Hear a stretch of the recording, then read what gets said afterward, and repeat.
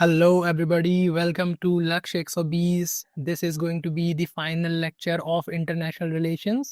So इस lecture में हम लोग डिस्कस करेंगे जो भी हमारे अदर इम्पॉर्टेंट एरियाज हैं, जो हमारे अदर इम्पॉर्टेंट एरियाज जैसे कि फॉर एग्जांपल न्यूज़पेपर आर्टिकल्स जो है वो हमारे बचे हुए हैं। कुछ न्यूज़पेपर आर्टिकल्स जैसे रिलेवेंट हैं अभी इस ईयर के प्रीलिम्स के लिए, वो हम इस वाले लेक्चर में डिस्कस करेंगे। और इसके बाद हम जो है पीवाईक्यूज को सॉल्व करेंगे।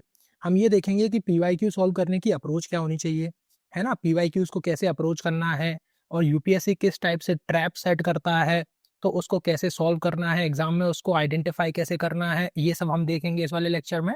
So without wasting any time, let's get started.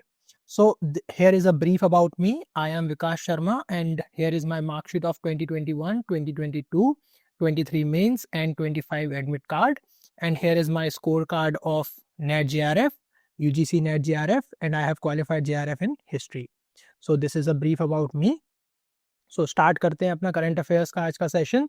तो स्टार्टिंग में ये जो पहला आर्टिकल है बहुत इंपॉर्टेंट है ये आर्टिकल, कि जो रशिया और यूक्रेन में कॉन्फ्लिक्ट चल रही है। वैसे हमने ये जो हमारा लास्ट लेक्चर है, अगर आपने बहुत अच्छे से वो वाला लेक्चर देखा होगा तो आपको पता चलेगा कि न्यूज़पेपर में जितने भी आर्टिकल्स आते हैं रशिया और यूक्रेन से, सारा का सारा जो प्लेसेस इन न्यूज़ है वो हमने पहले से ही कवर कर रखा है।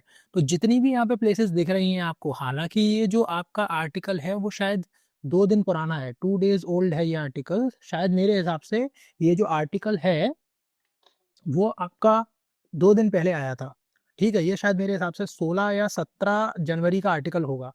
और हमारी जो मंथली है उसमें, हमारी जो पीडीएफ है उसमें हमने इसको कवर करके रखा हुआ है कि जो है यूक्रेन की और जो रशिया की कुछ सिटीज़ हैं, कुछ प्लेसेस हैं जो कि न्यूज़ में थी जहाँ पे अटैक हुआ था। तो इसको अपन को एक बार नोट कर लेना है, ठीक है। और जो सेकंड इम्पॉर्टेंट आर्टिकल है वो है हमारा ट्रम्प से रिलेटेड, कि ट्रम्प ने हमारे प्राइम मिनिस्टर को इनवाइट किया है कि एक बोर्ड ऑफ पीस बनाया गया है टू ओवरसी गाजा, है ना। गाजा का जो पीस प्लान है उसका कुछ एक बोर्ड बनेगा जिसमें कुछ मेंबर्स होंगे, जिसमें कुछ यूएसए के मेंबर्स होंगे, कुछ इसराइल के मेंबर होंगे और कुछ जो है पैलेस्टीन या फिर गाजा के रिप्रेजेंटेटिव्स होंगे और कुछ अदर इम्पोर्टेंट कंट्रीज के उसमें रिप्रेजेंटेटिव्स होंगे, ठीक है। तो ये अपन को एक बार देख लेना है। अभी इंडिया ने क्या रिस्पॉन्ड किया है उसका कोई अभी ऑफिशियल कंफर्मेशन नहीं है, इंडिया ने हाँ किया है या ना किया है वो हमको अभी पता नहीं है। और इसमें एक दे रखा है कि beyond Gaza Trump seek to bypass UN Security Council. तो ये हमको पता होना चाहिए कि यूएन सिक्योरिटी काउंसिल को बाईपास किया है, तो यूएन सिक्योरिटी काउंसिल होती क्या है। प्रीलिम्स के पॉइंट ऑफ व्यू से ये इंपॉर्टेंट है। हमने पहला लेक्चर जो लिया था उसमें हमने काफ़ी डिटेल में डिस्कस किया था यूनाइटेड नेशंस को। तो यूएनएससी जो है वो एक परमानेंट बॉडी है, यहाँ की जो हाईएस्ट डिसीजन मेकिंग बॉडी है। तो इसमें P5 मेंबर्स होते हैं, परमानेंट 5 मेंबर्स होते हैं, प्लस 10 अदर मेंबर्स होते हैं। तो वो हमको अपना रिवाइज करना है उस लेक्चर से। उसमें यूएन सिक्योरिटी काउंसिल के बारे में काफ़ी डिटेल में हमने डिस्कस किया है। तो बस ये जो है ना, ये लिंकेजेस होती हैं। अब जो हमने स्टैटिक पढ़ा है वो करंट में आ रहा है, तो उसको लिंक करना हमको आना चाहिए। ये देख लो 18 जनवरी की न्यूज़ है और यूएन सिक्योरिटी काउंसिल हमने पुराने लेक्चर में पढ़ा हुआ है। तो इस तरीके से स्टैटिक को करंट से लिंक किया जाता है और यूपीएससी इस टाइप से क्वेश्चन पूछ सकता है ना। यहाँ पे यूएनएससी उनको दिख गया तो उनके एग्जामिनर ने कोई क्वेश्चन फ्रेम कर दिया अपने माइंड में कि यूएनएससी से क्वेश्चन फ्रेम करते हैं, P5 मेंबर्स पूछ लेते हैं, प्लस 10 मेंबर्स पूछ लेते हैं, वीटो पावर पूछ लेते हैं। तो ये सब चीजें इस तरीके से क्वेश्चन फ्रेम किया जाता है, ठीक है। फिर नेक्स्ट अपना जो इम्पोर्टेंट आर्टिकल है वो है ईरान से रिलेटेड, जो ईरान पे अटैक हुआ था। ईरान की जो न्यूक्लियर साइट्स थी जैसे इस्फहान, नानताज और फर्दो, ये जो साइट्स थी उस पर यूएस ने अटैक किया था और जो न्यूक्लियर बंकर्स थे उसको डिस्ट्रॉय किया था। तो इसको भी आप अपने मैप में प्लॉट कर लेना कि ये जो प्लेसेस हैं वो न्यूज़ में थी और वो न्यूज़ में क्यों थी वो भी आपको पता होना चाहिए कि यहाँ पे न्यूक्लियर बंकर्स थे, उनको डिस्ट्रॉय किया गया था B2 बॉम्बर्स के द्वारा, ठीक है। तो ये आपको इस तरीके से इसको देख लेना है। बाकी हम ये तो देख ही चुके हैं कि पर्शियन गल्फ है, उसकी बॉर्डरिंग स्टेट्स कौन से हैं और कैस्पियन सी के बॉर्डरिंग स्टेट्स कौन से हैं। तो बाकी ये सब चीज़ें हम देख चुके हैं। जो नेक्स्ट इंपॉर्टेंट आर्टिकल है हमारा वो है ईयू से रिलेटेड और मर्कोसर। मर्कोसर एक ग्रुप है, ग्रुप ऑफ कंट्रीज हैं जो कि साउथ अमेरिका में है। यहाँ पे ये हमको देख लेना है कि इस ग्रुप के मेंबर्स कौन सी कंट्रीज है। इसके 3 मेजर मेंबर्स हैं, Argentina, Brazil, Parag and Uruguay. 4 members हैं इसके। इस जो है ये जो ग्रुप है उसके 4 मेंबर्स हैं। तो इनका जो है नेगोशिएशन चल रहा है ट्रेड डील के लिए। तो तो अगर एग्जाम में क्वेश्चन आएगा तो क्वेश्चन प्राइमरीली ये आ सकता है कि मर्कसर जो आपका मर्कोसर जो है उसके मेंबर्स कौन है, यूपीएससी ये पूछ सकता है उसके मेंबर कंट्रीज कौन है, तो वो अपन को एक बार देख लेना है और अपन को नोट कर लेना है। और उसके अलावा ज्यादा मेरे हिसाब से कुछ पूछा नहीं जाएगा। और जैसे ईयू तो हमने पढ़ ही रखा है, अब ईयू इतना न्यूज में करंट अफेयर्स में है तो हम अपने स्टैटिक के नोट्स खोलेंगे और जो हमने वीडियो में डिस्कस किया है उससे हम एक बार रिवाइज कर लेंगे कि ईयू क्या है, इकोनॉमिक यूनियन क्या होता है, ईयू के मेंबर्स कौन से हैं, और फिर अभी कॉन्फ्लिक्ट क्या चल रहा है, ईयू में पार्लियामेंट होता है नहीं होता है। ठीक है, इस टाइप से हमको उसको नोट कर लेना है और रिवाइज करना है। नेक्स्ट हमारा आर्टिकल है जो कि ग्रीनलैंड से रिलेटेड है। ठीक है, अब ग्रीनलैंड हमने काफ़ी अभी लास्ट लेक्चर में ही हमने ग्रीनलैंड पढ़ा हुआ है कि ग्रीनलैंड की लोकेशन क्या है, सॉवरेनिटी किसकी है, और यूएस उसको क्यों एक्वायर करना चाहता है, क्योंकि क्रिटिकल मिनरल्स वहाँ पे मिलते हैं। ठीक है, उसकी स्ट्रेटेजिक लोकेशन है, आर्कटिक जो है वहाँ से क्लोज पड़ता है तो इसलिए भी, और जो है आइस भी मेल्ट हो रही है तो वहाँ के रिसोर्सेज जो है इजीली एक्सेसिबल होंगे। तो ये इंपॉर्टेंट न्यूज़ आर्टिकल था। तो और इसमें इम्पॉर्टेंट एक ये जो आपका एयरपोर्ट है वो भी इम्पॉर्टेंट है। क्या पता यूपीएससी इसको पूछ ले कि भाई ये जो एयरपोर्ट है नूक एयरपोर्ट वो आपका कहाँ लोकेटेड है, तो वो ग्रीनलैंड में लोकेटेड है, तो ये आपको पता होना चाहिए। और बाकी आपके स्टेट पीसीएस में तो ये 100% पूछा जा सकता है कि न्यूक एयरपोर्ट जो न्यूज में था वो कहाँ लोकेटेड है, तो ये आपको उस पॉइंट ऑफ व्यू से भी इम्पोर्टेंट हो जाता है। ठीक है, नेक्स्ट आर्टिकल देखते हैं हम लोग। नेक्स्ट इंपॉर्टेंट आर्टिकल है आपका ये जो पैक्स सिलिका ग्रुप है। एक पैक्स सिलिका करके एक आपकी ग्रुपिंग बनी थी, उसमें इंडिया ने फिर से इंडिया उसका जो है मेंबर बन गया है। तो यूपीएससी सिंपली पूछ लेगा, एक लाइन में पूछ लेगा कि what is PACS silica group. ठीक है, ये पूछ लेगा। एक तो यूपीएससी का फेवरेट तरीका है पूछने का, उसमें ए ऑप्शन दे देगा, बी ऑप्शन दे देगा, सी दे देगा और डी ऑप्शन दे देगा। तो एक ऑप्शन इसमें से करेक्ट होगा जो कि है ये वाला कि Pax Silica is a US led strategic initiative to counter China's dominance in the new age sectors. अब न्यू एज सेक्टर्स कौन से होते हैं? न्यू एज सेक्टर्स क्या होंगे? एआई होगा आपका, सेमीकंडक्टर्स होंगे, ये सब जो है न्यू एज के सेक्टर हैं। तो इसमें जो है काउंटर करने के लिए चाइना के डोमिनेंस को यूएस ने एक ग्रुपिंग बनाई है, तो वो हमको याद रखना है। ठीक है, बस इतना अपन को याद होना चाहिए कि ये ग्रुप किससे रिलेटेड है, मेन एम क्या है, और ये यूएस लेड ग्रुप है। क्या इंडिया इसका मेंबर है या नहीं है, ये सेकंड स्टेटमेंट बन सकता है। अगर स्टेटमेंट बेस्ड क्वेश्चन आएंगे तो इस तरीके से हमको डील करना है कि स्टेटमेंट बेस्ड क्वेश्चन में पहला स्टेटमेंट होगा कि जो पैक्स सिलिका जो आपका जो ग्रुपिंग है वो जो है न्यू एज सेक्टर्स को प्रमोट करने के लिए और चाइना के डोमिनेंस को काउंटर करने के लिए बनाया गया था। पहला स्टेटमेंट ये हो गया। दूसरा स्टेटमेंट वो फ्रेम कर देंगे कि India is a founding member of this grouping, तो ये स्टेटमेंट गलत हो जाएगा। ठीक है, तो इस तरीके से यूपीएससी स्टेटमेंट को फ्रेम कर सकता है इस आर्टिकल से। ठीक है, बाकी मैं इसकी पीडीएफ चैनल पे अपलोड कर दूंगा, आप हमारे टेलीग्राम चैनल को सब्सक्राइब कर लेना, वहाँ पे आपको सारी पीडीएफ मिल जाएंगी जो भी इस लेक्चर से रिलेटेड है। और जो आपका टेलीग्राम चैनल है वो हमारे कमेंट सेक्शन में पिंड है, तो आप एक बार देख लेना, वहाँ से उसको सब्सक्राइब कर लेना और पीडीएफ को डाउनलोड कर लेना। जो नेक्स्ट इंपॉर्टेंट आर्टिकल है यही यही मैं बता रहा था कि जो करंट की लिंकेजेस है आपके स्टैटिक से वो किस टाइप से होती है। ठीक है, अब जो म्यांमार है उसने रोहिंग्यास को, जो वहाँ पे उसके साथ जो प्रोसिक्यूशन हुआ था रोहिंग्यास का, तो जो गाम्बिया एक कंट्री है उसने जिनोसाइड का एक केस फाइल किया है जो है म्यांमार के अगेंस्ट में। अब वो कहाँ फाइल हुआ है? वो आईसीजे में फाइल हुआ है। तो तुरंत हमारे स्टैटिक के नोट्स खुल जाने चाहिए और आईसीजे जो है इंटरनेशनल कोर्ट ऑफ जस्टिस जो है वो हमारे दिमाग में घूमना चाहिए कि आईसीजे होता क्या है। और आईसीजे जो है क्या वो यूएन चार्टर में मेंशन्ड है, यूएन इसके अंडर आता है, यूएन के अंडर आता है या नहीं आता है। ठीक है, और इसका जो है इसकी सॉवरेनिटी क्या है और ये किस टाइप से किस केसेस के साथ डील करता है, और आईसीसी और आपका जो है इसमें क्या डिफरेंस होता है ये भी हमको पता होना चाहिए। कि जो हेग कोड ऑफ जो हेग है वहाँ से जो कोड है आपका उससे कौन सा जो है आईसीसी रिलेटेड है या फिर आईसीजे रिलेटेड है, तो ये भी हमको पता होना चाहिए। ठीक है, तो इस टाइप से आपको करंट को स्टैटिक से लिंक करना है जिससे आपके क्वेश्चंस जो है एग्जाम में गलत ना हो। तो इस तरीके से आपको इसको इंटरनेशनल रिलेशंस को अप्रोच करना है। नेक्स्ट आर्टिकल देखते हैं। अब नेक्स्ट आर्टिकल है कि how Trump is violating international law. तो इसमें सिंपली मेंशन किया गया है कि जो जो अभी यूएस ने अटैक किया था जो आपका वेनेजुएला पे अटैक किया था और उनके प्रेसिडेंट को कैप्चर किया था, उसी के कॉन्टेक्स्ट में ये आर्टिकल दिया हुआ है कि क्या यूएन का जो चार्टर है, यूएन चार्टर है और आर्टिकल 2 है इसका क्लॉज 4, कि जो इसको क्या यूज किया जा सकता है, मतलब जो आर्टिकल 51 का यूज हुआ है यूएन सिक्योरिटी काउंसिल का और सेल्फ डिफेंस का, क्या वो वैलिड है, क्या यूएन सिक्योरिटी काउंसिल की परमिशन ली गई थी। तो इसको इस तरीके से इस आर्टिकल को डील करना है। प्रीलिम्स के लिए क्या इंपॉर्टेंट है, प्रीलिम्स के लिए इंपॉर्टेंट है सिंपली ये आपका 1 सेकेंड, आपका आर्टिकल जो है 51 इंपॉर्टेंट है यूएन सिक्योरिटी काउंसिल का, यूएन का आर्टिकल 2 इंपॉर्टेंट है। ठीक है, इस तरीके से आपको इसको देखना है ना, इस तरीके से आपको किसी भी आर्टिकल को पढ़ना है। अब इंटरनेशनल लॉ की बात हो रही है, तो इंटरनेशनल लॉ क्या होता है, इंटरनेशनल लॉ क्या है, क्या यूनाइटेड नेशन ही इंटरनेशनल लॉ है, तो ये आपको पता होना चाहिए। ठीक है, इस तरीके से आपको आर्टिकल्स को पढ़ना है और लिंक करना है। अच्छा, ब्रिक्स की जो है नेवल ड्रिल चल रही है। ब्रिक्स जो पहले था ना वो 5 कंट्रीज की ग्रुपिंग थी, उसमें 5 कंट्रीज थी। अभी जो है ब्रिक्स में शायद मेरे हिसाब से 11 कंट्रीज है, तो इनकी नेवल ड्रिल चल रही है। अब नेवल ड्रिल चल कहाँ रही है वो भी आपको पता होना चाहिए कि कौन से नेवल बेस में चल रही है, रशिया में चल रही है क्या, ठीक है, और फिर कौन सी कंट्रीज जो है वो इसमें पार्टिसिपेट कर रही हैं वो भी आपको पता होना चाहिए। तो वो भी आप एक बार यहाँ से इस आर्टिकल से नोट कर लेना अपने नोट्स में और उसको अपडेट कर लेना।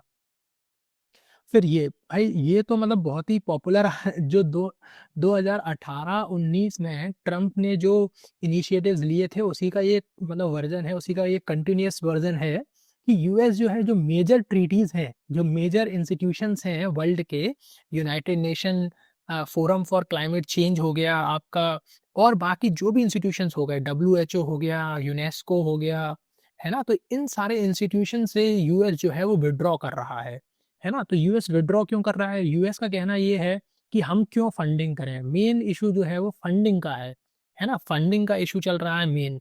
दूसरा है चाइना फैक्टर, चाइना जो है अपना इन्फ्लुएंस बढ़ाता जा रहा है पर फंडिंग उतनी नहीं करता है, पॉलिटिकल इन्फ्लुएंस चाइना का बढ़ रहा है पर फंडिंग उसकी इतनी होती नहीं है, क्योंकि उसने अपने आप को जो है डेवलपिंग कंट्री डिक्लेयर करके रखा हुआ है चाइना ने, तो इतनी फंडिंग वो करता नहीं है। तो इस वाले आर्टिकल से हमको बस यही देखना है कि यूएनएफसीसी जो होता है वो क्या होता है। अब वो हम एनवायरनमेंट में डिस्कस करेंगे, जब हम एनवायरनमेंट के लेक्चर्स लेंगे ना तो एनवायरनमेंट में हम काफ़ी डिटेल में डिस्कस करेंगे क्लाइमेट चेंज वाले लेक्चर में कि यूएनएफसीसी क्या है और उसके मतलब कब उसका एडॉप्शन हुआ था, 1992 में एडॉप्शन हुआ था, इसका क्या गोल है, और इसकी जो कॉप होती है उसका मतलब क्या होता है, सीओपी कॉन्फ्रेंस ऑफ पार्टीज होती हैं वो उसका क्या मतलब है, और उसमें क्या क्या रिसेंट में हैपनिंग्स कुछ हुई हैं, तो वो हम उस वाले लेक्चर में उसको देख लेंगे। बाकी इंटरनेशनल रिलेशंस के पॉइंट ऑफ व्यू से आपका यही इंपॉर्टेंट है कि यूएस ने जो है विड्रॉ कर लिया है जो भी मेजर इंस्टीट्यूशंस हैं वहां से, और क्लाइमेट ट्रीटी से भी उसने विड्रॉ कर लिया है। तो ये हमको मेजरली देख लेना है।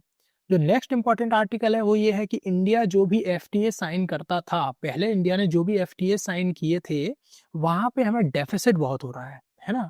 अब तो जो भी हम एफटीए साइन करेंगे अब फ्यूचर में, जैसे हमको आपका ईयू के साथ एक एफटीए साइन करना है, यूएसए के साथ एक एफटीए साइन करना है, तो हमारी जो नेगोशिएशंस होंगी वो काफ़ी मतलब क्रिटिकल होने वाली हैं, क्योंकि हम नहीं चाहेंगे कि हमें एफटीए में लॉसेस हों, हमें डेफिसिट झेलना पड़े, है ना। तो हम भी चाहते हैं कि बिजनेस जो हो वो बराबरी का होना चाहिए। तो इंडिया ने अभी रिसेंटली कंक्लूड किया है, जैसा कि आप यहाँ से पढ़ पा रहे हैं, इंडिया ने रिसेंटली जो है आपके एफटीएस कंक्लूड किए हैं ओमान के साथ, न्यूजीलैंड के साथ और यूके के साथ 2025 में। तो ये यूपीएससी एक सिंपली स्टेटमेंट फ्रेम कर सकता है, जैसे यूपीएससी ने यूपीआई वाला क्वेश्चन फ्रेम किया था, which of the following countries have adopted UPI, है ना। तो वो एक स्टेटमेंट बेस्ड क्वेश्चन था और उसमें पॉइंट्स दे रखे थे, उसमें कंट्रीज मेंशन थी 1 2 3 4 5 6 या 5 कंट्रीज मेंशन थी, तो इसमें से कौन सी कंट्रीज कितनी कंट्रीज ने इसमें से अडॉप्ट कर रखा है। तो उसी टाइप से यूपीएससी पूछ सकता है कि एफटीएस जो है रिसेंटली इंडिया ने 2025 में किस कंट्री के साथ कंक्लूड किया है, इस टाइप से क्वेश्चन को बनाया जा सकता है। या फिर ये भी पूछा जा सकता है कि जीसीसी के मेंबर्स कौन से हैं, गल्फ कोऑपरेशन काउंसिल के मेंबर्स कौन सी कंट्री है, तो वो पता होने चाहिए, वो आपके स्टैटिक नोट्स में होने चाहिए, है ना। तो उसको उस तरीके से देख लेना है। ठीक है, तो इस टाइप से न्यूज़पेपर आर्टिकल्स को लिंक करना है आपके स्टैटिक के साथ और उसी से इस तरीके से पढ़ना है ना। तो इस तरीके से आपका हॉलिस्टिक जो है अप्रोच होनी चाहिए एग्जाम को लेकर, जिससे आपका कोई भी क्वेश्चन प्रीलिम्स में गलत ना हो।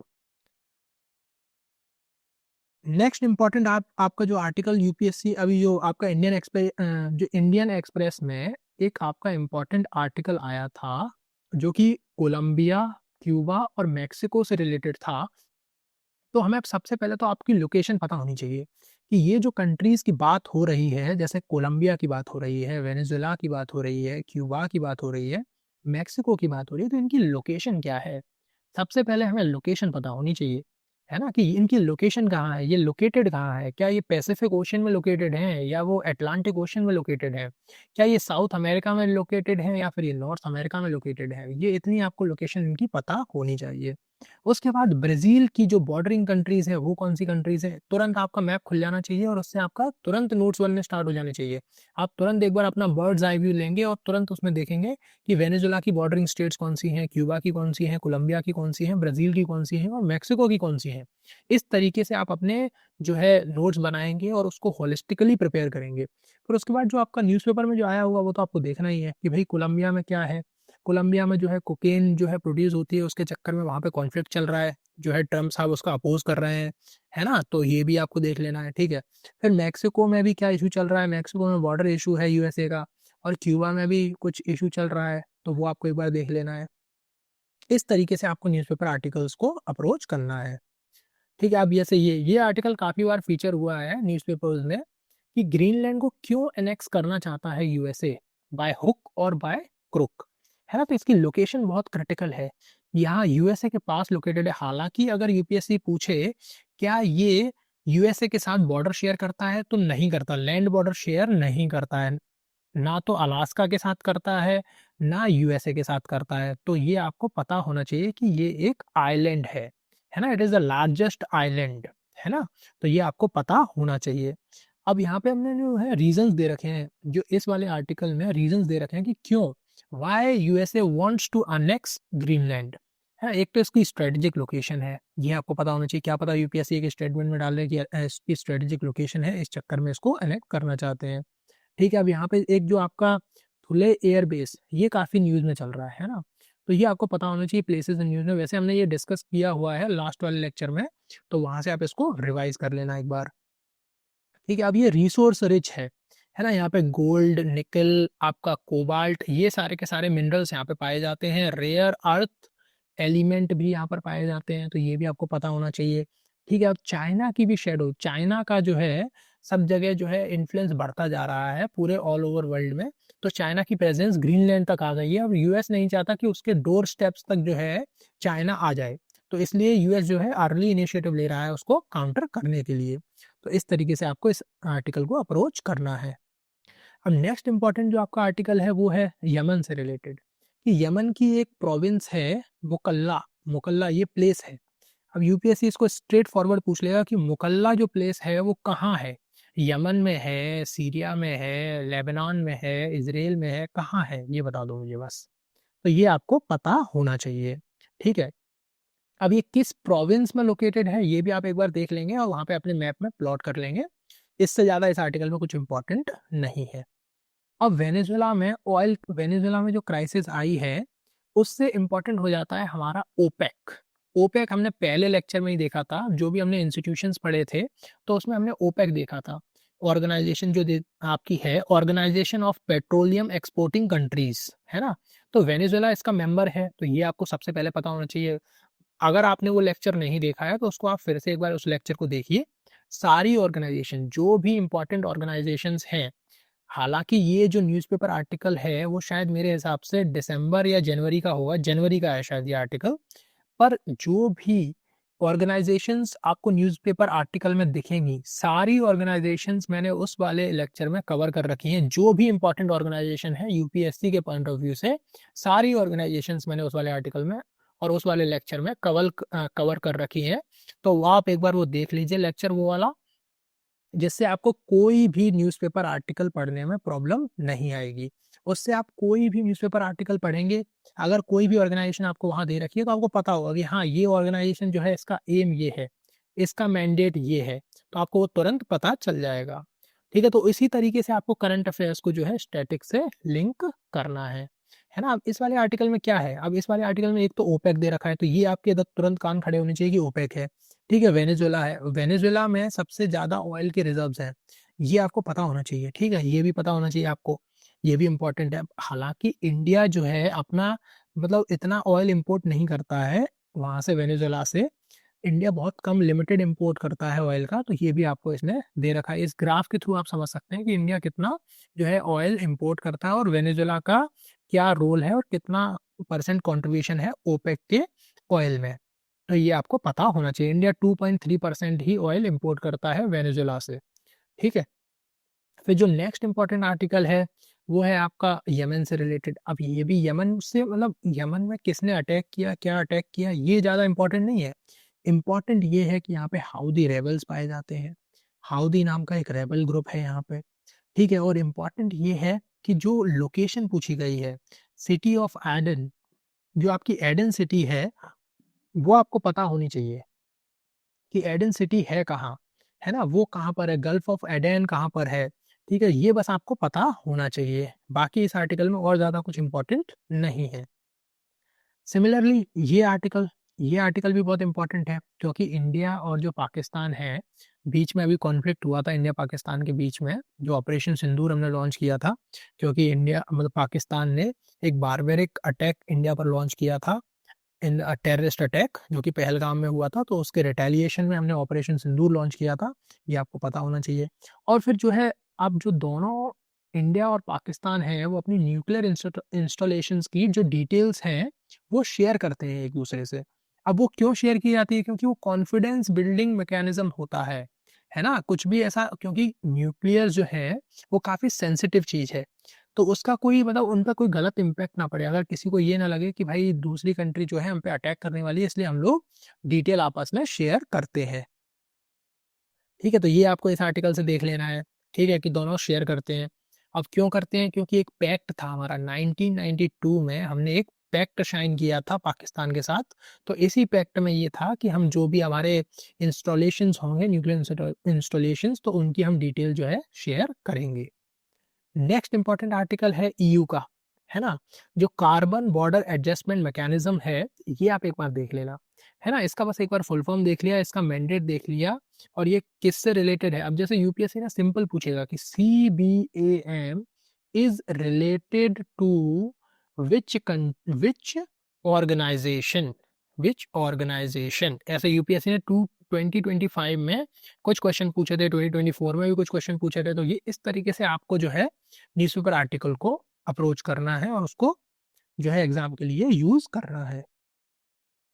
अच्छा, ये जो पोर्ट सिटी है यमन की, वो अभी हम देख चुके हैं, ये रिपीट हुआ है। ये जो आपकी लोकेशन है मुकल्ला, तो ये आपको फिर से एक बार रिपीट हुई है, तो आपको ये इंपॉर्टेंट हो जाती है एग्जाम के लिए। क्योंकि अगर कोई लोकेशन बार बार रिपीट हो रही है तो वो इंपॉर्टेंट हो जाती है। और हाँ, जैसे अब जैसे ये सोमालीलैंड, सोमालीलैंड नाम की लोकेशन थी, उसको शायद इजराइल ने रिकॉग्नाइज किया था अभी कुछ दिन पहले, है ना, तो वो इम्पोर्टेंट है। अब आपको सोमालिया पता होना चाहिए कि सोमालिया की लोकेशन क्या है, क्या वो इंडियन ओशियन में है, कहाँ है, क्या वो लैंड लॉक्ड है, जिबूटी कहाँ है, ये भी पता होना चाहिए। क्या इथोपिया कहाँ है, इथोपिया लैंड लॉक्ड है क्या, केन्या कहाँ है, केन्या के साथ लैंड बॉर्डर शेयर करती है क्या सोमालिया। तो ये आपको सारी की सारी चीज़ें इससे रिलेटेड पता होनी चाहिए अगर आपको न्यूज़पेपर में कोई लोकेशन आती है तो। ऐसे ही नाइजीरिया, अभी यूएस ने एक अटैक किया था अबूजा पर, अबूजा पर नाइजीरिया में यूएस ने अभी अटैक किया था। तो वो आपको पता होना चाहिए कि लोकेशन क्या है, गल्फ ऑफ गुनिया कहाँ पड़ता है, कैमरून कहाँ पड़ता है, बेनिन कहाँ पड़ता है, नाइजीर कहाँ पड़ता है, माली कहाँ पड़ता है। तो ये सब चीज़ें आपको तुरंत, आपको जैसे ही कोई न्यूज़पेपर आर्टिकल आता है या फिर कोई लोकेशन आती है, तो तुरंत अपने मैप में प्लॉट कर लेनी ये चीज़ें, या फिर इनका नोट्स बना लेने हैं आपको, जिससे क्या है आप एग्जाम में क्वेश्चन को सॉल्व कर पाएँ।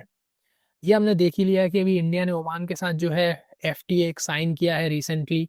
इस वाले आर्टिकल में वो डिटेल में दे रखा है कि कितना इंडिया का शेयर है, इंडिया की ट्रेड कितनी होती है ना। अब ये जो चीज़ें हैं, comprehensive economic partnership agreement, FTA, free trade agreement, और आपका ये सब चीज़ें जो है, इकोनॉमिक यूनियन और कस्टम्स यूनियन, ये सब चीज़ें जो है हम अपने इकोनॉमी के जो बेसिक लेक्चर्स होंगे उसमें कवर करेंगे, उसमें काफ़ी डिटेल में डिस्कस करेंगे कि इनका मतलब क्या होता है, ये कैसे डिफरेंट है एक दूसरे से। उसमें ये सारा का सारा हमारा डिस्कशन होगा। बाकी हमने ये देख ही लिया है कि ओमान ने इंडिया के साथ में एफटीए साइन किया है रिसेंटली, और इंडिया जो है ट्रेड बढ़ाएगा ओमान के साथ। बस ये सारी बातें इस आर्टिकल में काफ़ी, मतलब इसमें फैक्ट्स भी दे रखे हैं, जो है आपका स्टैट्स भी दे रखा है काफ़ी डिटेल में। अच्छा, ये इंपॉर्टेंट आर्टिकल है। इंडिया और रशिया ने एक लॉजिस्टिक एग्रीमेंट साइन किया है रिसेंटली, है ना? वो लॉजिस्टिक जो एग्रीमेंट है उसको बोलते क्या है ना? उसका नाम क्या है, उसका फुल फॉर्म क्या है, ठीक है? वो आपको एक बार देख लेना है। जैसे इसका फुल फॉर्म है reciprocal exchange of logistic support, है ना? रिलोस। अब यूपीएससी सिंपली ये दे देगा स्टेटमेंट कि जो रिलोस नाम का जो आपका एक्सचेंज सपोर्ट जो एग्रीमेंट है वो किस कंट्री के साथ हुआ है। यूएस के साथ हुआ है, रशिया के साथ हुआ है, फ्रांस के साथ हुआ है, यूएई के साथ हुआ है, किसके साथ हुआ है? तो ये आपको पता होना चाहिए। इस तरीके से न्यूज़पेपर आर्टिकल को पढ़ना है। ठीक है, अब ये है क्या, ये भी पता होना चाहिए आपको। लॉजिस्टिक्स जो एग्रीमेंट होते हैं उनका मतलब क्या होता है, पोर्ट कॉल का क्या मतलब है, ये भी आपको पता होना चाहिए। ठीक है, अब क्या सिमिलर एग्रीमेंट कि इंडिया ने यूएस के साथ साइन किए हुए हैं? अच्छा, लेमोआ क्या है, कोमकासा क्या है ना? और बेका क्या है, ये सब आपको पता होना चाहिए, है ना? कोमकासा क्या है, इसका फुल फॉर्म क्या होता है, क्या इंडिया ने इसको रेटिफाई किया हुआ है? तो ये चीज़ें आपको अपने इससे नोट्स कर लेनी, नोट बना लेने हैं इसके, क्योंकि एग्जाम में यूपीएससी पूछ सकता है। अगर रिलोज नहीं पूछेगा तो यूपीएससी फिर ये पूछ सकता है कि यूएस के साथ कौन सा एग्रीमेंट है, क्योंकि रिलोज अभी न्यूज़ में है तो शायद यूपीएससी सोचे कि बच्चों ने पढ़ लिया होगा, तो इसकी जगह जो है पुराने एग्रीमेंट पूछ लेते हैं, वो शायद अभी किसी ने रिवाइज नहीं किए होंगे।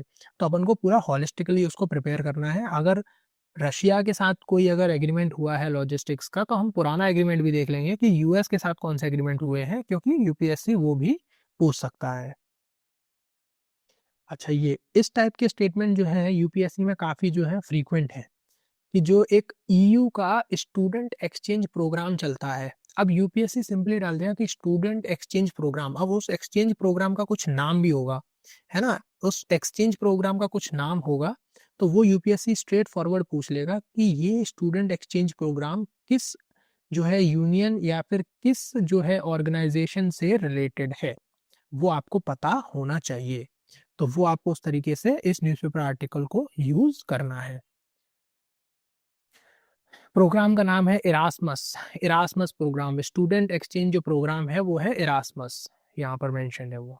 तो ये आपको अब इरास्मस, अब इससे आपको कुछ समझ नहीं आ रहा कि आपको क्या है, इरास्मस से मतलब क्या है, इसका क्या मतलब है, क्या नहीं है, हमको कुछ समझ नहीं आ रहा है। अगर हमने ये आर्टिकल पढ़ा होगा तो हम तुरंत उसको करेक्ट कर देंगे कि ये ईयू से रिलेटेड है और ये एक स्टूडेंट एक्सचेंज जो है प्रोग्राम है।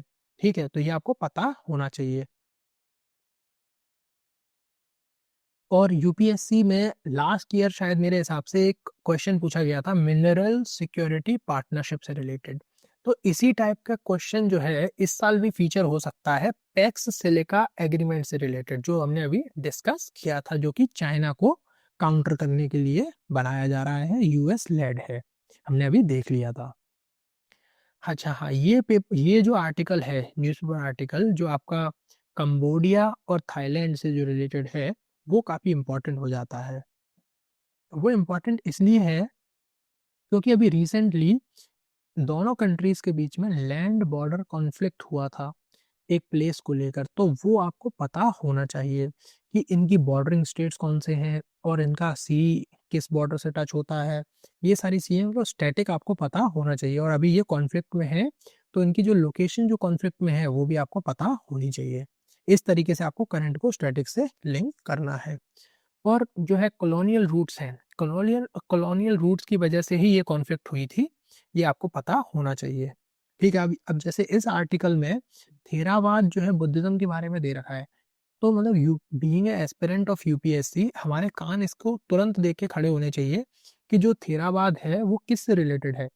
क्या वो आपका महायान से रिलेटेड है या फिर हीनयान से रिलेटेड है, बुद्धिज्म के किस स्कूल से आता है ये, है ना? क्योंकि बुद्धिज्म जो है ना यूपीएससी का काफी फेवरेट टॉपिक है, हर साल एक क्वेश्चन पूछता ही है यूपीएससी।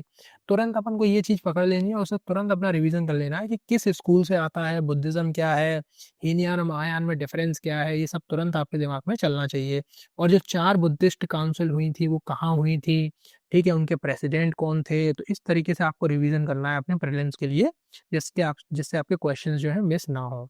इस तरीके से होलिस्टिक प्रिपरेशन होगी। अगर कोई आर्टिकल आया है थाईलैंड और कंबोडिया के कॉन्फ्लिक्ट से रिलेटेड और वहाँ पर हमें कोई अगर हिस्ट्री से रिलेटेड कोई टर्म मिल जाती है तो हम उसको भी नोट कर लेंगे और उससे अपना बेटर रिवीजन कर लेंगे। इस तरीके से आर्टिकल्स को अप्रोच करना है। ठीक है, और ये एक इम्पॉर्टेंट आर्टिकल आया था आईएमएफ से रिलेटेड। हाउएवर हमने आईएमएफ को काफ़ी डिटेल में हमने प्रिपेयर किया है। आप पहला लेक्चर देखेंगे तो उसमें आपको पता चलेगा कि आईएमएफ, वर्ल्ड बैंक और जितने भी इकोनॉमिक इंस्टीट्यूशंस हैं, उनको हमने काफ़ी डिटेल में प्रिपेयर किया हुआ है। तो उनका जो है स्टैटिक पार्ट आप वहाँ से देख लेंगे। और उसके बाद जो है इसने सी ग्रेड में डाला है, जो इंडिया की इकोनॉमी जीडीपी सीरीज़ है, उसको सी ग्रेड में डाला है। तो ये हम देखेंगे अपने इकोनॉमी के सेक्शन में कि इकोनॉमी के जब हम लेक्चर्स लेंगे ना, तो अब हम उसमें आपके साथ डिस्कस करेंगे कि जो है जीडीपी अकाउंट, मतलब अकाउंट कैसे किया जाता है, जीडीपी को काउंट कैसे किया जाता है। 3 तरीके होते हैं जीडीपी को काउंट करने के, वैल्यू एडिशन होता है, इनकम मेथड होता है और एक प्रोडक्शन मेथड होता है, ठीक है, और एक्सपेंडिचर्स वाला। तो ये 3 टाइप के मेथड्स होते हैं, उससे जीडीपी को कैलकुलेट किया जाता है। अब इसमें सी ग्रेड में क्यों डाला, वो उस टाइम पे हम डिस्कस करेंगे कि इंडिया के जो जीडीपी कैलकुलेशन मेजर्स हैं, वो कैसे लिमिटेड है वर्ल्ड के कंपैरिजन में, तो उस टाइम पे हम उसको डिस्कस कर लेंगे डिटेल में। नेक्स्ट इंपॉर्टेंट आर्टिकल है आपका यूनाइटेड नेशंस के जो जनरल सेक्रेटरी हैं, उनको कैसे इलेक्ट किया जाता है या फिर उनको कैसे चुना जाता है, ये इंपॉर्टेंट है। ठीक है, अब जैसे इसमें काफ़ी डिटेल में दे रखा है कि यूएन जो सिक्योरिटी काउंसिल है, यूएन की सिक्योरिटी काउंसिल, उसके बारे में इसमें दे रखा है। यूनाइटेड नेशन जनरल असेंबली के बारे में दे रखा है। हालाँकि मतलब इतना डिटेल में नहीं दे रखा, पर इनका रेफ़रेंस है। तो रेफ़रेंस तो सुनते ही तुरंत हमारा जो है पहला लेक्चर आपको याद आना चाहिए कि जहाँ हमने यूएन के बारे में डिस्कशन किया है, तो तुरंत वहाँ से आपको पता चल जाना चाहिए कि यार ये जो है यूएनएससी जो है उसके कितने मेंबर्स होते हैं, P5 मेंबर्स कौन से हैं और फिर उसके अलावा 10 मेंबर्स अदर मेंबर्स कौन है, क्या इंडिया अभी मेंबर है यूएनएससी का या नहीं है, क्या प्रोसीजर होता है, उस तरीके से उसको अप्रोच करना होता है।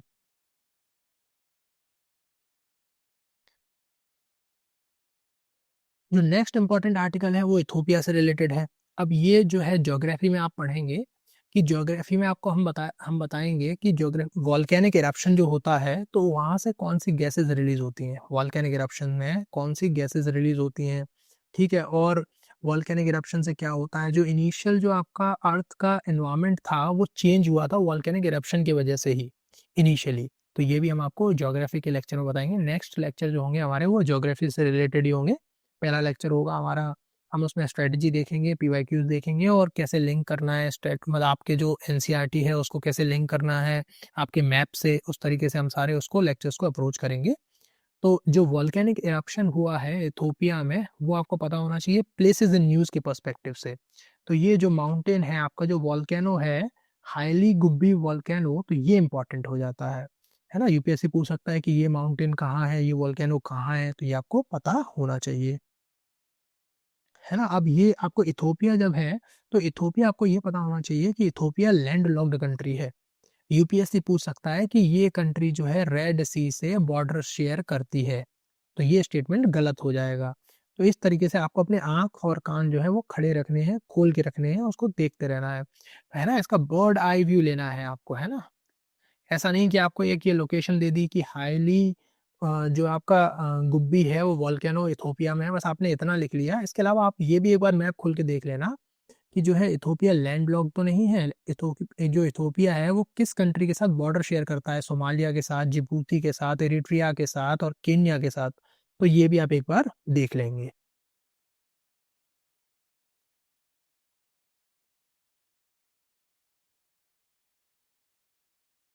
अच्छा हाँ, ये एक इम्पॉर्टेंट आर्टिकल आया था जो है आपका 22 नवंबर को। तो इसमें दे रखा है कि ऑस्ट्रेलिया, कनाडा और इंडिया ने एक टेक अलायंस बनाया है ना। ट्राइलेटरल टेक अलायंस जिसको बोला जा रहा है, वो इन तीनों कंट्रीज ने मिलकर बनाया है, जो कि एआई और मशीन लर्निंग और जो भी अदर टेक्नोलॉजीज होंगी उससे उसको प्रॉस्पर करेगा और उसके जो है उसके डेवलपमेंट, आर एंड डी और उसके अडॉप्शन में हेल्प करेगा। ठीक है, तो इस आर्टिकल में अपन को ये देख लेना है। ठीक है, जो नेक्स्ट आपका आर्टिकल है वो है ब्रिक्स से रिलेटेड। तो ब्रिक्स को हमने काफ़ी डिटेल में डिस्कस किया था। ब्रिक्स का जो भी स्टैटिक पार्ट है वो हम लोगों ने काफ़ी डिटेल में डिस्कस किया हुआ है। ठीक है, तो उसको आपको पहले लेक्चर में वो सारा डिटेल मिल जाएगी। अब इसमें इम्पॉर्टेंट ये है कि इसकी मेंबर कंट्रीज दे रखी हैं, 11 मेंबर कंट्रीज ब्रिक्स की दे रखी हैं।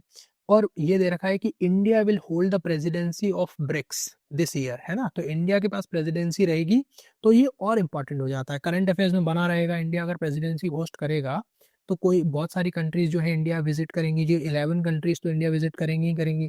तो वो न्यूज़ में बना रहेगा, तो यूपीएससी में इम्पोर्टेंट हो जाएगा। अब ये सिटीज़ हैं, यहाँ पे इसकी मीटिंग्स होंगी, ठीक है, तो ये आपको एक बार देख लेना है। एंड अब नेक्स्ट इम्पोर्टेंट जो आपका आर्टिकल है तो वो है कोलंबो सिक्योरिटी कॉन्क्लेव से रिलेटेड, है ना। अब तो इसके आपको मेंबर्स पता होने चाहिए कि मालदीव्स, मॉरिशियस, श्रीलंका, बांग्लादेश और सेशेल्स और मलेशिया, ये जो हैं इसके मेंबर्स हैं, है ना। कोलंबो सिक्योरिटी कॉन्क्लेव, CSC के मेंबर कंट्रीज जो हैं, ये कंट्रीज इसकी मेंबर है। इसमें पाकिस्तान नहीं है, इसमें और कंट्रीज नहीं है, तो ये आपको पता होना चाहिए। इसमें म्यांमार नहीं है, तो ये आपको पता होना चाहिए, है ना। अब इसमें ऑब्जर्वर स्टेट कौन है, वो भी आपको पता होना चाहिए कि मलेशिया जो है वो गेस्ट के रूप में आ रहा है ना। और जो सेशेल्स है वो एक ऑब्जर्वर स्टेट है, तो ये भी आपको पता होना चाहिए। ये परमानेंट मेंबर्स नहीं है, ठीक है। परमानेंट मेंबर्स कौन से हैं, इनको छोड़ के जो भी मेंबर्स हैं वो परमानेंट मेंबर्स है। इस वाले आर्टिकल से बस इतना इंपॉर्टेंट है, ये सब जो है इतना इंपॉर्टेंट नहीं है। हमारे प्रीलिम्स के पॉइंट ऑफ व्यू से बस हमको ये देखना है कि मेंबर कंट्रीज कौन सी हैं और इसका फुल फॉर्म क्या है, जो कोलंबो सिक्योरिटी कॉन्क्लेव है उसका मतलब क्या है, बस इतना आपको देख लेना है। अच्छा, गांधी पीस प्राइज से क्वेश्चन यूपीएससी पहले ही पूछ चुका है कि गांधी पीस प्राइज क्या है, किसको मिला है। तो स्टेट पीसीएस में ये इंपॉर्टेंट हो जाता है कि जो इस ईयर का जो 2025 है उसका जो है Gandhi peace prize, Indira Gandhi peace prize किसको मिला है, ठीक है। तो वो आपको पता होना चाहिए, इस वाले आर्टिकल में काफी डिटेल में मेंशन है। तो चिले की जो फॉर्मर प्रेसिडेंट है उनको ये पीस प्राइज दिया गया है इस ईयर में। ये भी हमने देखा था, हमारे स्टैटिक के नोट्स में हमने देखा था कि पर्शियन गल्फ जो है उसकी बॉर्डरिंग स्टेट्स कौन से हैं, तो वो पता होना चाहिए। स्ट्रेट ऑफ हॉर्मूज कहाँ पड़ता है वो पता होना चाहिए अपन को, ठीक है। तो ये सारी सारी चीजें आपको स्टैटिक नोट्स में पता होनी चाहिए। और आपको जो है नेक्स्ट आर्टिकल जो है आपका वो है रिलेटेड, जो इंडिया ने अपना ताजिकिस्तान से विड्रॉ किया है। इंडिया का जो एक एयर बेस था, इंडिया के पास केवल एक ही फॉर्मर जो मतलब फॉरेन में एयर बेस था जो कि तजाकिस्तान में था, वहां से इंडिया ने विड्रॉ कर लिया है, अपने ट्रूप्स को विड्रॉ कर लिया है। तो वो आपको पता होना चाहिए कि उस एयर बेस का नाम क्या है, क्योंकि वो मतलब स्ट्रेट फॉरवर्ड क्वेश्चन बन सकता है यूपीएससी में कि उस एयर बेस का नाम क्या है, ठीक है। तो शायद वो आईनी एयर बेस था, AYNI air base, Ayni air base था जहां से इंडिया ने अभी विड्रॉ किया है, जो कि तजाकिस्तान में है, ठीक है। तो ये इस आर्टिकल से बस इतना इंपॉर्टेंट है, बाकी जो है मेंस के लिए इंपॉर्टेंट है, पर प्रीलिम्स के लिए केवल आपको लोकेशन याद होनी चाहिए, प्लेस याद होनी चाहिए जो प्लेस न्यूज में थी, बस आपको उतना करना है। और इस वाले आर्टिकल में ये है कि जो है अभी हमारे जो प्रेसिडेंट हैं वो अंगोला, बोत्सवाना विजिट करने जा रहे हैं, तो ये आपको पता होना चाहिए, ठीक है। अब जो अंगोला है वो करेंटली अफ्रीकन यूनियन जो है उसकी चेयर होल्ड करता है, और अफ्रीकन यूनियन जो है वो पार्ट बन गया था G20 का 2023 में इंडिया के कहने पर, तो ये आपको पता होना चाहिए, ठीक है। तो बस इतना आपको पता होना चाहिए प्रीलिम्स के पॉइंट ऑफ व्यू से, बाकी इंपॉर्टेंट नहीं है। अच्छा, ये जो आर्टिकल है वो काफ़ी इंपॉर्टेंट है, न्यूक्लियर टेस्ट से रिलेटेड। अब हमने काफ़ी डिटेल में देखा था कि एनपीटी और आपका जो है सीटीबीटी, आपका पीटीबीटी, है ना, न्यूक्लियर सप्लायर्स ग्रुप, ठीक है। ये सारी चीज़ें हमने काफ़ी डिटेल में देखी हैं आपके फर्स्ट लेक्चर में, तो वहाँ से आप एक बार रिवाइज कर लीजिए कि इनका मतलब क्या है, इनका ये ट्रीटीज किससे रिलेटेड है, तो वहीं से आपका रिवीजन हो जाएगा। और यही स्टैटिक ही पूछा जाएगा इससे, ये नहीं पूछा जाएगा कि भैया ट्रम्प ने क्या अनाउंस किया है, ऐसा स्टेटमेंट नहीं आएगा। अगर यूपीएससी में क्वेश्चन आएगा तो वो इंस्टीट्यूशन बेस्ड आएगा, ट्रीटी बेस्ड आएगा, एग्रीमेंट बेस्ड आएगा, प्रोग्राम बेस्ड आएगा, कुछ भी स्टेटमेंट बेस्ड नहीं आएगा। इस तरीके के स्टेटमेंट नहीं आएंगे, है ना। तो इस तरीके से इस आर्टिकल को देखना है। हमने हाई सी ट्रीटी भी डिस्कस की थी जो कि यूएन क्लॉज के अंदर थी, है ना। तो ये भी इंपॉर्टेंट है, ये भी न्यूज़ में है, ठीक है। ये भी हमने काफ़ी डिटेल में डिस्कस की है, पहले आर्टिकल, पहले आपने जो लेक्चर है उसी में हमने काफ़ी डिटेल में डिस्कस की हुई है।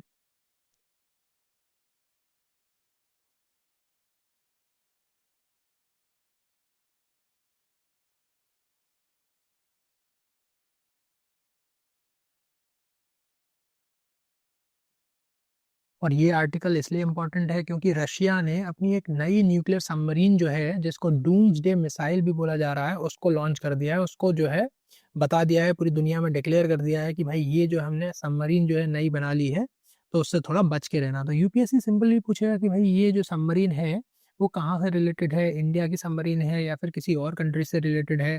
तो उस तरीके से आपको इसको अप्रोच करना है, ठीक है। और ये प्लेसेस इन न्यूज़ में इंपॉर्टेंट हो जाती है। ये जो सिटी है आपकी ईस्टर्न सिटी, ये इंपॉर्टेंट हो जाती है प्लेसेस इन न्यूज़ के पर्सपेक्टिव से, ठीक है। डॉनबास रीजन जो है वो कहाँ पड़ता है, किस कंट्री में पड़ता है डॉनबास रीजन, तो वो आपको पता होना चाहिए, है ना। डोनेट्स्क प्रोविंस जो है वो कहाँ पड़ती है, वो भी आपको पता होनी चाहिए, ठीक है। तो इस वाले आर्टिकल में ये इंपॉर्टेंट है, आपको ये नोट कर लेना है, अपने नोट्स में ऐड कर लेना है इसको। जो हमने जो है यूक्रेन और रशिया का जो आपको प्रोवाइड किए हैं नोट्स, उसमें आप इसको ऐड कर लेना इस प्लेस को। जो नेक्स्ट इंपॉर्टेंट आर्टिकल है वो है आशियान से रिलेटेड। आशियान को हमने काफ़ी डिटेल में डिस्कस किया हुआ है। तो आशियान जो है डिफेंस मीट हुई है, वो आपको मतलब इसमें देखो सीधी बात ये है कि यूपीएससी में ऐसे स्टेटमेंट बेस्ड क्वेश्चंस नहीं आएंगे। यूपीएससी में आएगा कि आशियान क्या है, आशियान के मेंबर कंट्रीज कौन है, फाउंडिंग मेंबर्स कौन है आशियान के, आशियान का ओरिजिन क्यों हुआ, मेंबर्स क्या थे, इसके एम्स एंड ऑब्जेक्टिव्स क्या हैं, ये आपको पता होना चाहिए, ठीक है। अब यूपीएससी में ऐसा कुछ नहीं आने वाला है कि भाई ये जो स्टेटमेंट पूछ ले, यूपीएससी में ऐसा नहीं पूछा जाता है, ठीक है। तो अब ADMM, जो ADMM प्लस है, वो प्लस मेंबर्स कौन से हैं, वो प्लस कंट्रीज कौन सी हैं, वो आपको पता होनी चाहिए। डायलॉग पार्टनर्स कौन से हैं, ऑस्ट्रेलिया है, चाइना है, जापान है, न्यूजीलैंड है, कोरिया है, रशिया है, यूएस है, तो ये प्लस कंट्रीज है। ये आप अपने नोट्स में ऐड कर लेंगे कि जो ADMM प्लस है, तो उसमें प्लस मेंबर्स जो हैं वो ये हैं, और बाकी आशियान के मेंबर कंट्रीज है। तो इस तरीके से आपको करंट को स्टैटिक से लिंक करना है, ठीक है। और फिर अभी यूएसए और इंडिया ने 10 ईयर का डिफेंस पैक्ट साइन किया है रिसेंटली, तो वो आपको देख लेना है एक बार। तो इसमें जो भी अब जैसे क्या है कि लास्ट ईयर 2025 में यूपीएससी ने कुछ डिफेंस से रिलेटेड क्वेश्चन पूछे थे। अभी ऐसे यूपीएससी में डिफेंस रिलेटेड क्वेश्चंस भी कॉमन होते जा रहे हैं, ठीक है। तो आपको वहाँ देख लेना है कि कौन सा जो है इंडिया जो है which equipment India is acquiring from the US, तो वो आपको एक बार देख लेना है ना। युद्ध अभ्यास जो है एक मिलिट्री एक्सरसाइज है जो इंडिया कंडक्ट करता है, किसके साथ करता है, तो वो आपको पता होना चाहिए, है ना। तो इस आर्टिकल से ये इम्पोर्टेंट है। जो नेक्स्ट इंपॉर्टेंट आर्टिकल है वो सूडान से रिलेटेड है। अब सूडान का जब हमने अफ्रीका डिस्कस किया था प्लेसेस इन न्यूज़ वाले लेक्चर में, जो सेकंड लेक्चर था हमारा, तो उसमें हमने काफ़ी डिटेल में डिस्कस किया था कि सूडान का साउथ सूडान से कॉन्फ्लिक्ट चल रहा है और बॉर्डर कॉन्फ्लिक्ट चल रहा है, ठीक है। तो वहाँ पर कुछ जो प्लेसेस जो यहाँ मेंशन है, जो न्यूज़पेपर आर्टिकल में आई थी रिसेंटली, 31 अक्टूबर को आई है ये न्यूज़पेपर आर्टिकल में, तो ये हमने काफ़ी डिटेल में डिस्कस कर रखा है कि दारफुर रीजन में कौन सी प्लेसेस जो है वो न्यूज़ में है। तो आप वो वाला लेक्चर देखेंगे, आपने मैं उम्मीद करता हूँ कि आपने वो लेक्चर पहले देख लिया होगा, क्योंकि उसमें हमने काफ़ी डिटेल में ये सब चीज़ें डिस्कस की हुई हैं और काफ़ी डिटेल में उसको मेंशन किया हुआ है। नेक्स्ट इंपॉर्टेंट आर्टिकल है आपका वो वही डिफेंस से रिलेटेड है। वही हमने डिस्कस किया कि डिफेंस में ASEAN defence ministers meeting plus में जो है कुआलालंपुर में जो हुई थी 12th मीटिंग थी ये, उसमें इंडिया ने और जो है यूएस ने एक 10 ईयर का डिफेंस डील साइन की है, ये हमने देख ही लिया है।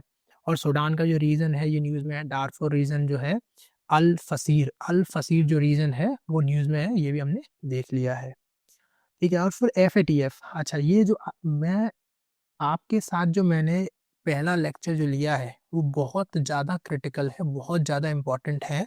इसलिए इम्पोर्टेंट है वो क्योंकि यूपीएससी में इंस्टीट्यूशंस पूछे जाते हैं, ऑर्गेनाइजेशंस पूछी जाती हैं, एग्रीमेंट्स पूछे जाते हैं, टर्म्स पूछी जाती हैं। तो जो ऑर्गेनाइजेशन और इंस्टीट्यूशंस यूपीएससी पूछता है वो करंट अफेयर से पूछता है। जो करंट में न्यूज़ में होते हैं ऑर्गेनाइजेशंस और इंस्टीट्यूशंस, यूपीएससी उन्हीं को टारगेट करता है। तो FATF अगर न्यूज़ में है तो हमें सिंपली पता होना चाहिए कि what is FATF, financial action task force क्या होता है, दो लिस्ट कौन सी है इसमें, ग्रे लिस्ट और आपकी ब्लैक लिस्ट क्या होती है, इंडिया मेंबर है क्या, GCC और आपका यूरोपियन यूनियन जो है इसके मेंबर है, 35 मेंबर्स हैं इसके, ये आपको तुरंत पता होना चाहिए। G7 के अंदर ये बना था, तो ये सारी चीज़ें आपको तुरंत आपको याद करनी है कि अगर मैंने एफएटीएफ देखा है, उसमें क्या पढ़ा है, तो वो आपको पता होना चाहिए। अब जैसे आईएमओ जो आपका है, इंटरनेशनल मैरीटाइम ऑर्गेनाइजेशन, ये भी हमने पढ़ रखा है। ये भी हमने उस वाले पहले वाले लेक्चर में काफ़ी डिटेल में डिस्कस किया था। ठीक है? तो यही इसका एक्सटेंडेड वर्ज़न है, जो कि आपका न्यूज़पेपर में आया था। ठीक है? तो जो भी न्यूज़पेपर आर्टिकल में आपकी ऑर्गेनाइजेशंस, प्लेसेस, एग्रीमेंट्स जो भी अभी तक आए हैं, वो सारे हमने डिस्कस कर लिए हैं। अब हम डिस्कस करेंगे जो आपके पीवाईक्यूज़ है। ठीक है, तो पीवाईक्यूज़ को कैसे अप्रोच करना है वो एक बार हम लोग देख लेते हैं कि यूपीएससी में आंसर्स कैसे, आपको कैसे आंसर तक आना है और कैसे जो है आपके स्टैटिक नोट्स हैं, उनको करंट अफेयर्स से लिंक करना है, जिससे आपके क्वेश्चंस जो हैं सॉल्व हो जाएँ एग्ज़ामिनेशन हॉल में, है ना? ये अपना मेन गोल जो है वो यही है कि क्वेश्चन सॉल्व होने चाहिए, मुझसे क्वेश्चन निकलने चाहिए एग्ज़ाम में। मैं कितना भी पढ़ लूँ, अगर वो मेरे से क्वेश्चन सॉल्व नहीं हो रहा है तो उसका पढ़ने का कोई मतलब नहीं है। क्वेश्चन सॉल्व होने चाहिए। तो हम देख लेते हैं, क्वेश्चंस को डिस्कस करते हैं। सो पहला क्वेश्चन है हमारा आईबीआरडी से रिलेटेड, है ना? अब जो पहला क्वेश्चन है, वो international bank for reconstruction and development से रिलेटेड है। तो ये जो पहला जो आपका क्वेश्चन है, वो हमारी जो पीडीएफ है, जो हमने आपको प्रोवाइड की है नोट्स की, और जो हमारा लेक्चर है, लेक्चर नंबर 1, तो उसमें काफ़ी डिटेल में हमने डिस्कस किया हुआ है। जो वर्ल्ड बैंक है, उसके 5 ऑर्गन्स हैं। 5 ऑर्गन्स में से यूपीएससी ने 1 ऑर्गन पूछ लिया है और उसमें काफ़ी 3 स्टेटमेंट बना दिए हैं। है ना? अब ये जो क्वेश्चन है, इसमें हमने काफ़ी डिटेल में पहले डिस्कस किया था, पहले ही स्ट्रेटजी वाले सेशन में, कि इस क्वेश्चन को अप्रोच कैसे करना है ना? तो इसमें 2 जो स्टेटमेंट हैं आपके, वो कॉम्प्लीमेंट्री स्टेटमेंट हैं। वो एक दूसरे को सपोर्ट करते हैं, जो है वो कंप्लीट करते हैं एक दूसरे को, और एक स्टेटमेंट जो है वो एकदम अगेंस्ट में है ना? तो वो आपको पता होना चाहिए कि स्टेटमेंट कौन-सा अगेंस्ट में है और कौन से कॉम्प्लीमेंटिंग स्टेटमेंट्स हैं। अब यूरोप की बात की जा रही है, उसको रीबिल्ड करने की बात की जा रही है, और मिडिल इनकम कंट्रीज़ की बात की जा रही है। तो वो आपको पता होना चाहिए कि यूरोप जो है वो मिडिल इनकम कंट्रीज़ के जो यूरोपियन कंट्रीज़ हैं वो मिडिल इनकम कंट्रीज़ हैं, और वो डेवलपिंग कंट्रीज़ नहीं हैं। तो इस तरीके से जो आपके पीवाईक्यूज़ हैं उनको अप्रोच करना है। सिमिलरली ये वाला जो क्वेश्चन है, ये भी काफ़ी पॉपुलर क्वेश्चन है। अब ये इसको मैंने डिकोड किया है कि जो नेचर रिस्टोरेशन लॉ है, अब इस वाले क्वेश्चन में जनरली क्या होता है कि ये हमसे मिस हो जाता है एग्जाम में, जो हम करंट अफेयर्स पढ़ते हैं ना, तो ये हम मिस कर देते हैं इस टाइप के क्वेश्चंस को, है ना? तो ये टैकल करने के लिए बना था आपके क्लाइमेट चेंज एंड बायोडाइवर्सिटी से रिलेटेड। तो इसमें सीधी बात ये है कि इसमें अगर लॉ दे रखा है, तो कोई भी इंस्टीट्यूशन जो यहाँ आपको मेंशन है, जो मैंने आपको पढ़ाया भी है लेक्चर नंबर 1 में, तो आपको मैंने ये नहीं बताया होगा कि जो बैंक है, आपकी वर्ल्ड बैंक है, इसके पास कोई भी पार्लियामेंट नहीं है जो कि लॉ पास करती है। पार्लियामेंट ही है जो आपका लेजिस्लेटिव विंग है, वो लॉ पास करता है और उसी से लॉ बनता है। तो वर्ल्ड बैंक के पास भी नहीं है, ओईसीडी के पास भी नहीं है, ये भी एक तरीके की बैंक है, इकोनॉमिक इंस्टीट्यूशन है, और फूड एंड एग्रीकल्चरल ऑर्गेनाइजेशन के पास भी कोई लेजिस्लेटिव ऑर्गन नहीं है। और हमने ये देखा था पहले लेक्चर में कि जो इकोनॉमिक यूनियन है आपकी, वो जो है उसके पास एक पार्लियामेंट है। उसके पास पार्लियामेंट है, तो वो आपकी जो है लेजिस्लेटिव ऑर्गन होती है, तो वो एक लॉ को जो है पास कर सकती है। तो ऐसे हम आंसर पे डराइव कर सकते हैं कि इसका आंसर जो है इकोनॉमिक यूरोपियन यूनियन होगा। ठीक है, अब जो नेक्स्ट क्वेश्चन है बिम्स्टेक, अब ये भी जो क्वेश्चन है ना, वो डायरेक्ट स्ट्रेट फॉरवर्ड क्वेश्चन है ना? अब इसमें आपको अगर बिम्स्टेक मैंने जो पढ़ाया है आपको बिम्स्टेक, उसमें डायरेक्टली मेंशन है कि फाउंडिंग मेंबर्स कौन से हैं और कौन से लेटर एंट्रेंट हैं। लेटर एंट्री किसने मारी है जो बिम्स्टेक ग्रुप में, और इसके मेंबर्स कंट्री कितने हैं, ढाका डिक्लेरेशन से हुआ था ये या नहीं हुआ था, टूरिज्म बीइंग, है ना? तो ये सब चीज़ें जो है हमने डिस्कस की हुई हैं। तो इस तरीके से आपको एग्जाम में क्वेश्चंस को अप्रोच करना है, और ये जो क्वेश्चन, इस टाइप के जो क्वेश्चंस हैं उसको एग्जाम में छोड़ देना है ना? क्योंकि ये जो क्वेश्चन है वो बहुत ज़्यादा डिफिकल्ट है, और आप हर जो है किसी भी जो इंटरनेशनल ईयर को याद नहीं कर सकते, हर ईयर को याद नहीं किया जा सकता। It is impossible to learn all the international years, है ना? तो वो बहुत ही फ्यूटाइल एक्सरसाइज है, उससे ना कॉम्प्रोमाइज़ हो जाएंगे हमारे जो भी स्टैटिक सब्जेक्ट्स हैं वो सब। तो इसलिए इसको अवॉइड करना है। एक बार ब्रिक्स देख लेनी है ना, ब्रिक्स बहुत इंपॉर्टेंट है ये। अब ब्रिक्स का क्या आर्टिकल आया हुआ है ना, ब्रिक्स का एक अपन ने जो है एक स्टैटिक देखा है, स्टैटिक में हमने ब्रिक्स को डिस्कस किया है, और जो करंट अफेयर्स है उसमें भी हमने ब्रिक्स को देखा है। तो इसलिए अब हमें पता चल गया कि हमें ब्रिक्स जो है वो इम्पोर्टेंट है। करंट अफेयर्स में भी है क्योंकि इंडिया इस बार जो है चेयर कर रहा है, प्रेसिडेंसी कर रहा है ब्रिक्स की। और जो है स्टैटिक में भी हमने देख लिया कि इसके पास जो है एनडीबी भी है ना, इसके पास एक बैंक भी है और भी चीज़ें हैं, तो इसलिए ये इंपॉर्टेंट हो जाता है। अब इसमें ये देखना है कि लास्ट ईयर जो है रशिया ने इसको चेयर किया था, ये हमने देखा था, कजान में हमारे प्राइम मिनिस्टर गए थे, रशिया गए थे, तो वहाँ पे ब्रिक्स की समिट हुई थी, तो ये हमें पता होना चाहिए करंट अफेयर्स से। ठीक है, ये हो गया है ना। अब इस बार जो है जो कि इंडिया कर रही है इसको होस्ट, है ना, इंडिया प्रेसिडेंसी करेगी। अब इसमें जनरली होता क्या है कि पहले ब्राज़ील करेगा, फिर रशिया करेगा, फिर इंडिया करेगा, फिर चाइना करेगा, और फिर आपका साउथ अफ्रीका करेगा। तो ये इस तरीके से चलता है, फिर ऐसे हो जाएगा, है ना, फिर इस तरीके से ये जो है प्रेसिडेंसी इसमें घूमती रहती है। इतना आपको लॉजिक इसमें लगाना है। ठीक है, अब इंडोनेशिया जो है इसका रिसेंट मेंबर बना था, शायद इंडोनेशिया जो है वो 11th मेंबर बना था, ये न्यूज़पेपर में आया था, शायद अप्रैल में, शायद मेरे हिसाब से इंडोनेशिया ने इसकी प्रेसिडेंसी जो वो इसकी मेंबरशिप जो है वो एज्यूम की थी। तो ये आपको पता होना चाहिए। अब यूपीएससी ने क्या किया है, एक शब्द के साथ मल्टीकल्चरलिज्म, अगर यूपीएससी में अगर आप क्वेश्चंस पढ़ रहे हो और आप अगर जल्दी में हो तो आप उसको गलत कर दोगे, क्योंकि मल्टीलेटरलिज्म तो आपने सुना होगा काफी, पर मल्टीकल्चरलिज्म नहीं सुना होगा। पर यहाँ पे सिर्फ कल्चर को चेंज कर दिया है यूपीएससी ने, इसको वर्ड को चेंज कर दिया है, इससे पूरा स्टेटमेंट ही गलत हो गया। यूपीएससी को ज्यादा कुछ चेंज करने की जरूरत पड़ी नहीं, केवल एक वर्ड चेंज कर दिया, जो कि अगर आप जल्दी में होगे तो आप अच्छे से नहीं पढ़ पाओगे। तो इस तरीके से इतना मतलब इसको अटेंटिवली पढ़ना है, जो भी वर्ड्स हैं उसको अटेंटिवली पढ़ना है, तो जिससे आपका क्वेश्चन जो है एग्जाम में गलत ना हो।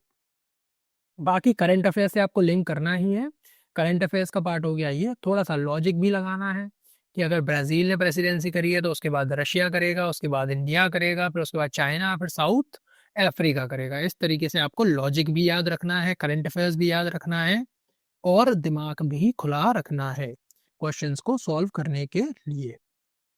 और जो है आपकी मिनरल सिक्योरिटी पार्टनरशिप से जो क्वेश्चन आया था वो भी काफ़ी मतलब इसको इसमें भी लॉजिक लगेगा। अब इसमें लॉजिक क्या लगेगा कि इंडिया ने जो है रिसेंटली मिनरल सिक्योरिटी पार्टनरशिप जो है उसको ज्वाइन किया था एज अ मेंबर, तो ये तो हो गया आपका करंट अफेयर्स का पार्ट, है ना, ये तो न्यूज़पेपर में आया होगा, ये करंट अफेयर्स का पार्ट हो गया। और फिर ये जो सेकंड स्टेटमेंट है ये आपका लॉजिक और रीजन के बेसिस पे होगा, है ना, रीजनिंग अगर आपके अंदर दिमाग में है या नहीं है उसके बेसिस पे आप इस स्टेटमेंट को एलिमिनेट कर पाओगे। क्योंकि India is a resource rich country that is true in all the 30 critical minerals that it has identified. अगर ऐसा होता तो हमें ऐसे पार्टनरशिप की जरूरत ही नहीं थी। हम क्या करेंगे ऐसी पार्टनरशिप का जब हमारे पास रिसोर्सेज होंगे, अगर हमारे पास पैसे होंगे तो हम बैंक क्यों जाएंगे लोन लेने के लिए। तो ये सिंपल बात है, अगर हमारे पास रिसोर्सेज हैं तो हम इस सिक्योरिटी पार्टनरशिप का पार्ट क्यों बनेंगे, हम तो सेल्फ सफिशिएंट है। तो ये स्टेटमेंट जो है वो गलत हो जाएगा, कॉन्ट्राडिक्टरी स्टेटमेंट है दोनों।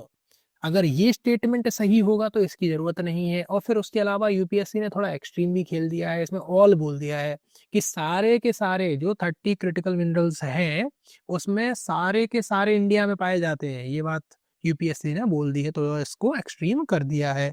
तो जैसे ही आप सेकंड स्टेटमेंट एलिमिनेट करेंगे आप आंसर पे ऑटोमेटिकली अराइव कर जाएंगे। इस तरीके से आपको क्वेश्चंस को सॉल्व करना है। और ये तो हमने देखा ही था कि नाटो के मेंबर्स कौन से, ये तो रटने वाला काम है, इसका तो रट्टा लगाना पड़ेगा आपको, है ना। और ये जो एंडीज माउंटेन्स हैं ये हम आपका जो है मैपिंग में हमने डिस्कस किया था, तो इसमें भी रट्टा लगाने वाली चीज़ है कि ये भी आपको रट्टा लगाना पड़ेगा। और एक दो क्वेश्चन जो है वो अच्छे, अब जैसे जो आपका यूक्रेन का बॉर्डर वाला क्वेश्चन है वो भी आपको रट्टा मारना पड़ेगा। अब जैसे वेनेजुएला से क्वेश्चन इस बार आ सकता है ना, तो वेनेजुएला की बॉर्डरिंग कंट्रीज आपको रट्टा मारना पड़ेगा, उसका कोई मतलब ये नहीं है कि उसमें कोई लॉजिक नहीं लगा सकते आप। अगर आपको यूक्रेन के बॉर्डरिंग स्टेट्स याद हैं तो आपका ये क्वेश्चन सही होगा, अगर आपको याद नहीं है तो आप गलत करके आओगे, क्योंकि यूपीएससी ने 6 कंट्रीज दे रखी हैं, एक में भी अगर गलती होती है और ऑप्शन सेटिंग भी इस तरीके से दे रखी है तो आपको अगर एक भी गलत हो गया तो आपका क्वेश्चन गलत हो जाएगा। तो इसी तरीके से ये भी डिस्कस करना है। ठीक है, अब जैसे ये वाला क्वेश्चन जो है ये क्वेश्चन डिस्कस कर लेते हैं एक बार।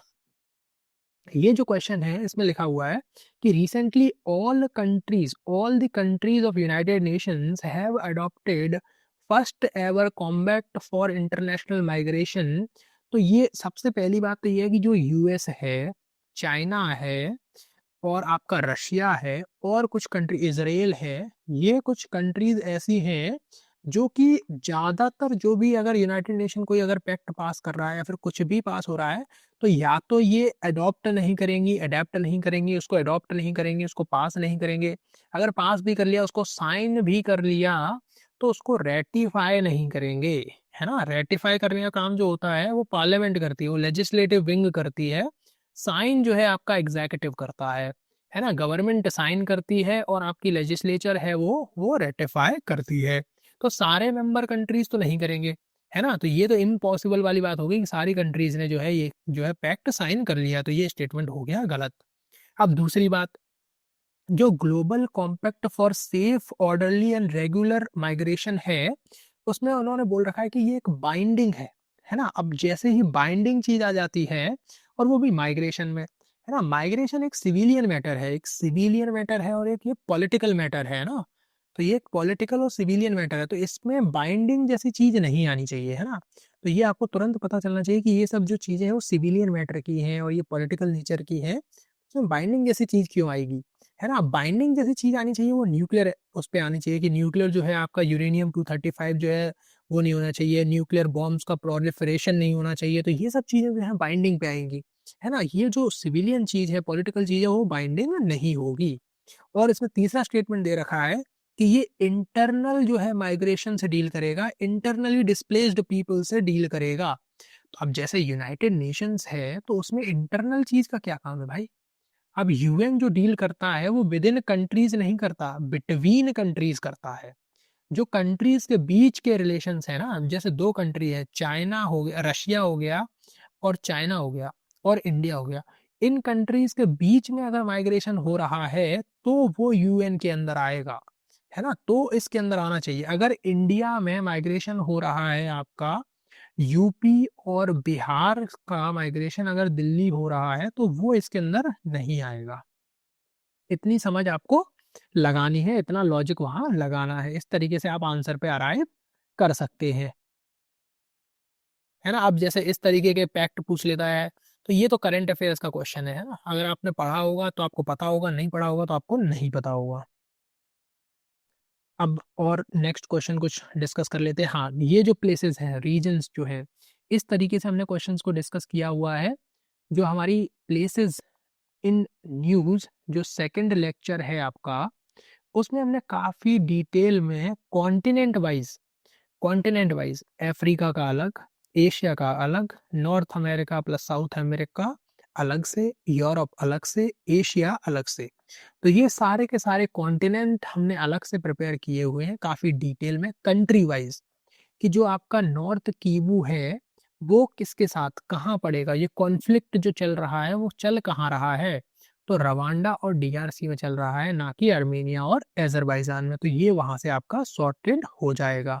इस तरीके से आपको क्वेश्चंस को पढ़ना है, इस तरीके से क्वेश्चन को सॉल्व करना है।